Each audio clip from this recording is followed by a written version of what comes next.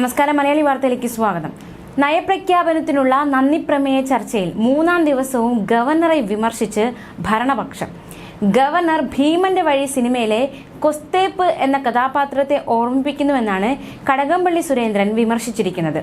വിഴിഞ്ഞം പദ്ധതിയെ തകർക്കാൻ എം വിൻസെന്റ് ശ്രമിച്ചെന്ന കടകംപള്ളി സുരേന്ദ്രന്റെ പരാമർശത്തിലും സഭയിൽ വലിയ രീതിയിലുള്ള പ്രതിപക്ഷ ബഹളമുണ്ടായി. രേഖകളിൽ നിന്നും ഈ പരാമർശം നീക്കണമെന്ന് എം വിൻസെന്റ് MLA ആവശ്യപ്പെട്ടു. അതേസമയം ഉള്ളടക്കമില്ലാത്ത നയപ്രഖ്യാപനമെന്ന് നയപ്രഖ്യാപനത്തെ പ്രതിപക്ഷ നേതാവ് വിമർശിച്ചു. ഇത്തരത്തിലുള്ള സംഭവ വികാസങ്ങളാണ് ഇന്നുണ്ടായിരിക്കുന്നത്. എന്തായാലും തുടർച്ചയായ ദിവസവും ഗവർണർക്കെതിരെ ഭരണപക്ഷം ഇത്തരത്തിലൊരു വിമർശനം ഉന്നയിച്ചിരിക്കുന്നു എന്നതാണ് ഏറ്റവും ശ്രദ്ധേയമായ കാര്യം. നമുക്കറിയാം, കഴിഞ്ഞ ദിവസങ്ങളൊക്കെ ഗവർണർക്കെതിരെ വലിയ രീതിയിലുള്ള വിമർശനമാണ് ലെജിസ്ലേറ്റീവ് അസംബ്ലിയിൽ സർക്കാരും അതുപോലെ തന്നെ പ്രതിപക്ഷവും ഉന്നയിച്ചത്. ഗവർണർ നയപ്രഖ്യാപനം പേരിന് മാത്രം വായിച്ചെന്ന് AC മൊയ്തീൻ പറഞ്ഞു. ഗവർണറുടെ നിലപാടിൽ പ്രതിപക്ഷം ആനന്ദിക്കുകയാണെന്നും വിമർശനം ഉയർന്നു.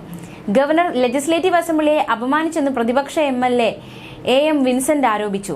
ഗവർണർ മുഖ്യമന്ത്രി നാടകം കളിക്കുന്നുവെന്നും AM വിൻസെന്റ് ആരോപിച്ചു. ഗവർണറുടേത് കോപ്രായമെന്ന് മുസ്ലിം ലീഗ് ആരോപിച്ചു. നന്ദി പ്രമേയ ചർച്ച തന്നെ അനാവശ്യമാണെന്ന് KPA മജീദ് പറഞ്ഞു. മാത്രമല്ല, നന്ദി പ്രമേയ ചർച്ചയിൽ ഗവർണർക്ക് വലിയ രീതിയിലുള്ള വിമർശനം ഉന്നയിക്കുകയുണ്ടായി. ഗവർണർ പദവി തന്നെ ആവശ്യമില്ലെന്ന് CPI അറിയിച്ചു. ഭരണഘടനാ ഭേദഗതി വരുത്തി ഗവർണർ പദവി ഒഴിവാക്കണമെന്നും അവർ ആവശ്യപ്പെട്ടു.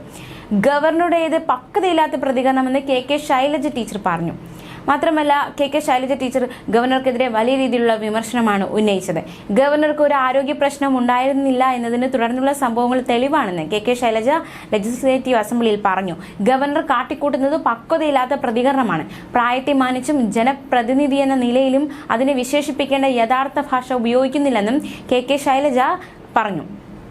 ഗവർണർക്കെതിരെ കടുത്ത പ്രതിഷേധം ജനാധിപത്യ വിശ്വാസികൾ രേഖപ്പെടുത്തണമെന്നും ഗവർണർ മാമുക്കോയുടെ കഥാപാത്രത്തെ ഓർമ്മിപ്പിക്കുകയാണെന്നും ഹാസ്യ ഗുണ്ടാ കഥാപാത്രമായ കീലേരി അച്ചുവിനെയാണ് ഗവർണർ ഓർമ്മിപ്പിക്കുന്നതെന്നും പറയുകയുണ്ടായി. ഗവർണർ പദവിയിൽ ഇരിക്കുന്ന ഒരാൾ ഇങ്ങനെ തരം താഴരുത്. റോഡിൽ ഇരുന്നതൊന്നും അംഗീകരിക്കാനാകില്ല. പേര് ഞാൻ പറയുന്നില്ല. പലർക്കും അത് മനസ്സിൽ വന്നിട്ടുണ്ടാകാം. എന്താണ് നഷ്ടപ്പെട്ടതെന്ന് ബംഗാളിലും ത്രിപുരയിലും ഇപ്പോൾ ജനങ്ങൾക്കറിയാം.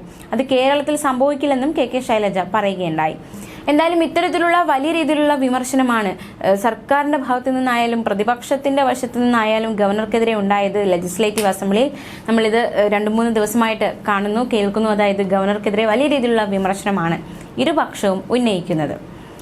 ന്യൂസ് ഡെസ്ക്, മലയാളി വാർത്ത.